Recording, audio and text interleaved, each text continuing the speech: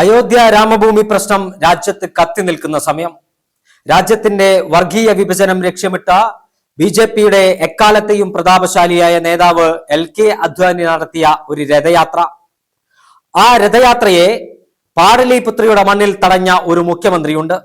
ആ മുഖ്യമന്ത്രിയുടെ പേരാണ് ലാലു പ്രസാദ് യാദവ്. സോഷ്യലിസ്റ്റ് പ്രസ്ഥാനങ്ങളുടെ ഈറ്റില്ലവും പോറ്റില്ലവുമായ ബീഹാർ മണ്ണിൽ തന്റേതായ ശൈലിയിൽ സംസ്ഥാനം ഭരിച്ച സോഷ്യലിസ്റ്റ് നേതാവ്.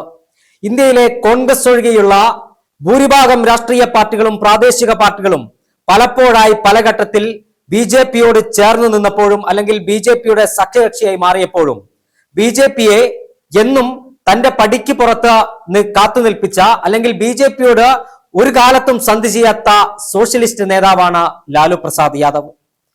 ബീഹാറിൽ മറ്റൊരു നിയമസഭാ തെരഞ്ഞെടുപ്പിന്റെ കാഹളം മുഴങ്ങുമ്പോൾ ഏവരും ചോദിക്കുന്ന ഒരു ചോദ്യമുണ്ട്.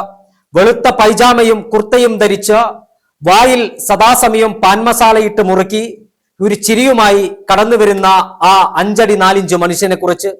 ഈ തെരഞ്ഞെടുപ്പ് കാലത്ത് ആ മനുഷ്യനെ നമ്മൾ പൊതുവേദിയിലൊന്നും കാണുന്നില്ല. എവിടെയാണ് ലാലു പ്രസാദ് യാദവ് എന്ന ചോദ്യം രാഷ്ട്രീയ നിരീക്ഷകരും രാഷ്ട്രീയ വിദ്യാർത്ഥികളും രാജ്യത്തെ രാഷ്ട്രീയ പാർട്ടികളും ചോദിക്കുന്നുണ്ട്. വാർദ്ധക്യത്തിന്റെ സായാഹ്നത്തിലേക്ക് എത്തിയ ആ സോഷ്യലിസ്റ്റ് നേതാവ് തന്റെ വൃക്ക മാറ്റിവെക്കൽ ശസ്ത്രക്രിയ കഴിഞ്ഞ വിശ്രമത്തിലാണ്. മകൾ മിസാഭാരി നൽകിയ ആ വൃക്ക തന്റെ ശരീരത്തിൽ തുന്നിച്ചേർത്ത് അദ്ദേഹം വിശ്രമിക്കുമ്പോഴും അദ്ദേഹത്തിന്റെ ആവേശത്തിന്, സോഷ്യലിസ്റ്റ് പോരാട്ട വീരത്തിന് ഒട്ടും കുറവില്ല. ലാലു പ്രസാദ് യാദവിന്റെ മകനും ഇന്ത്യ സഖ്യത്തിന്റെ ബീഹാറിലെ മുഖ്യമന്ത്രി സ്ഥാനാർത്ഥിയുമായ തേജസ്വി യാദവ് നാമനിർദ്ദേശ പത്രിക സമർപ്പിക്കാൻ എത്തിയപ്പോൾ കൂടെ ലാലു പ്രസാദ് യാദവും ഭാര്യ റബ്രി ദേവിയും സഹോദരിയും ഉണ്ടായിരുന്നു. ലാലു എന്നും ബീഹാറിലെ ജനങ്ങൾക്ക് ഒരു ആവേശമാണ്. യാദവ സമൂഹത്തെ ചേർത്ത് പിടിച്ച ഒരു മനുഷ്യൻ. രാഷ്ട്രീയ എതിരാളികൾ ഒരുപാട് കള്ളക്കഥകൾ മെനിഞ്ഞ ലാലുവിനെ ജയിലിലടച്ചപ്പോഴും അദ്ദേഹത്തിന്റെ ജനപിന്തുണയ്ക്ക് തെല്ലും കുറവ് വന്നിട്ടില്ല.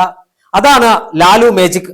ആ ലാലു പ്രസാദ് യാദവിന്റെ മകൻ തേജസ്വി യാദവിന്റെ ചിറകിലേറിയാണ് ഇന്ത്യ സഖ്യം ഇപ്പോൾ മുന്നോട്ട് പോകുന്നത്.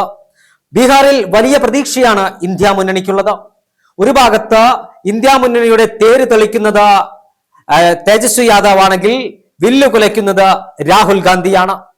രാഹുൽ ഗാന്ധിയെ സംബന്ധിച്ചിടത്തോളം കേന്ദ്ര സർക്കാരിനെതിരെ, നരേന്ദ്രമോദിക്കെതിരെ വലിയ പ്രചരണം നടത്തി, വോട്ട് മോഷണം ഉൾപ്പെടെയുള്ള വിഷയങ്ങളിൽ ബീഹാറിൽ വോട്ടധികാർ യാത്ര നടത്തി, രാജ്യത്താകമാനം വോട്ട് മോഷണവുമായി ബന്ധപ്പെട്ട് വലിയ പ്രക്ഷോഭം നടത്തിയതിനു ശേഷമാണ് ബീഹാറിൽ തെരഞ്ഞെടുപ്പ് പ്രഖ്യാപിക്കുന്നത്. തെരഞ്ഞെടുപ്പ് ചൂടതിന്റെ ഉച്ചസ്ഥായിലെത്തിയ ബീഹാറിനകത്ത് വലിയ മുന്നേറ്റം സൃഷ്ടിക്കാൻ കഴിയുമെന്നും നിതീഷ് കുമാറിന്റെ ഭരണത്തെ താഴെയിറക്കി ഇത്തവണ അധികാരം പിടിക്കാൻ കഴിയുമെന്ന പ്രതീക്ഷയിലാണ് കോൺഗ്രസും ഇന്ത്യ സഖ്യവും RJDയും ഉള്ളത്. റാന്തൽ ആലേഖനം ചെയ്ത ഹരിത പതാക ബീഹാറിലെ കർഷകരെയും കർഷക തൊഴിലാളികളെയും സൂചിപ്പിക്കുന്നെങ്കിൽ ദേശീയ രാഷ്ട്രീയ പ്രസ്ഥാനമായ കോൺഗ്രസും പഴയ പ്രതാപത്തിലേക്ക് തിരിച്ചു വരാനുള്ള പ്രയത്നത്തിലാണ്. കോൺഗ്രസിന് ബീഹാർ ഒരു വൈകാരികമായ മണ്ണാണ്. എന്താണെന്നല്ലേ, അടിയന്തരാവസ്ഥയ്ക്ക് ശേഷമുള്ള തെരഞ്ഞെടുപ്പ്, റായ്ബറേലിയിൽ ഇന്ദിരാഗാന്ധി അടക്കം തെരഞ്ഞെടുപ്പ് പരാജയത്തിന്റെ കയ്പുനീർ കുടിച്ച കാലം, ഇന്ദിരാഗാന്ധിയും മകൻ സഞ്ജയ് ഗാന്ധിയും അടക്കമുള്ള കോൺഗ്രസിന്റെ ഒന്നാം നിര നേതാക്കളിൽ ഭൂരിഭാഗവും തോറ്റ തെരഞ്ഞെടുപ്പ്, രാജ്യത്തിന്റെ തെരഞ്ഞെടുപ്പ് ഭൂമികയിൽ സമാനതകളില്ലാത്ത തോൽവി കോൺഗ്രസ് ഏറ്റുവാങ്ങിയ ഒരു തെരഞ്ഞെടുപ്പ്. ആ തെരഞ്ഞെടുപ്പിന് ശേഷം ഇന്ത്യയിലെ രാഷ്ട്രീയ നിരീക്ഷകന്മാരെല്ലാം കോൺഗ്രസിനെ എഴുതി തള്ളി. എന്നാൽ ബീഹാറിലെ ബൽച്ചി എന്ന ഗ്രാമത്തിൽ ഒരു ദളിത് വിഭാഗത്തിൽപ്പെട്ട പെൺകുട്ടിയെ ക്രൂരമായ ലൈംഗിക അതിക്രമണത്തിന് ഇരയാക്കി കൊല ചെയ്ത സംഭവം, ആ ഗ്രാമത്തിലേക്ക് ഇന്ദിരാഗാന്ധി ഒരു ആനപ്പുറത്തേറി കടന്നു വന്ന വാർത്ത രാജ്യത്തെ പത്രമാധ്യമങ്ങൾ വലിയ പ്രതീക്ഷയോടുകൂടിയാണ് നൽകിയത്. അന്ന് ദൃശ്യമാധ്യമങ്ങളോ സാമൂഹ്യ മാധ്യമങ്ങളോ ഇല്ല. പത്രമാധ്യമങ്ങൾ ആ വാർത്ത വലിയ രൂപത്തിൽ ഏറ്റെടുത്തു. കൊടിയ മഴയെപ്പോലും വകവെക്കാതെ റോഡുകൾ പോലും ഇല്ലാത്ത ദുഷ്കരമായ വഴിയിലേക്ക് ജീപ്പിലും ആനപ്പുറത്തും സഞ്ചരിച്ച ഇന്ദിരാഗാന്ധി ആ പിഞ്ചു ബാലികയുടെ വീട്ടിലെത്തി പ്രഖ്യാപിച്ചു, ഈ ഭരണത്തെ താഴെ ഇറക്കിയിട്ട് മാത്രമേ എനിക്കിനി വിശ്രമമുള്ളൂ. ഈ രാജ്യത്തെ അധിഷ്ഠിത വർഗത്തോടൊപ്പം, ഈ രാജ്യത്തെ പിന്നോക്ക വർഗത്തോടൊപ്പം ഞാനും എന്റെ പാർട്ടിയും ഉണ്ടാകുമെന്ന് പ്രഖ്യാപിച്ച നേതാവിന്റെ പേരാണ് ഇന്ദിരാഗാന്ധി. ആ ഇന്ദിരാഗാന്ധി അവിടെ തുടക്കം കുറിച്ച തെരഞ്ഞെടുപ്പ് പ്രചരണത്തിന് പിന്നെ പരിസമാപ്തി കുറിച്ചത് അടുത്ത തെരഞ്ഞെടുപ്പിൽ ഇന്ത്യൻ നാഷണൽ കോൺഗ്രസിനെ അധികാരത്തിലേക്ക് തിരിച്ചെത്തിച്ചുകൊണ്ടാണ്.